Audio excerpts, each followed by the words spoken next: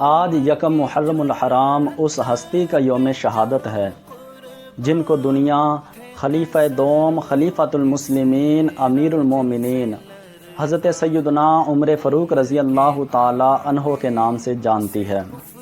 کون عمر کہ جن کے بارے میں آقا علیہ السلام نے دعا فرمائی، یا اللہ اگر تو دین اسلام کی سر بلندی چاہتا ہے تو عمر کو دائرہ اسلام میں داخل فرما دے۔ وہ عمر کہ جن کے بارے میں نبی علیہ السلام نے فرمایا کہ اگر میرے بعد کوئی نبی ہوتا تو وہ عمر ہوتا۔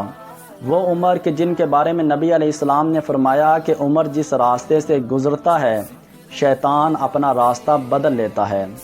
وہ عمر کہ جب اس نے دین اسلام کو قبول کیا تو مسلمانوں سے فرمایا کہ آج کے بعد کوئی بھی چھپ کر عبادت نہیں کرے گا، اور کفار کی آنکھوں میں آنکھیں ڈال کر فرمایا کہ آج جو اپنی عورت کو بیوہ کرنا چاہتا ہے اور جو اپنے بچوں کو یتیم کرنا چاہتا ہے وہ عمر کا سامنا کرے، اور کسی کفار میں یہ ہمت نہ ہو کہ وہ سیدنا عمر فاروق رضی اللہ تعالی عنہ کا سامنا کر سکے۔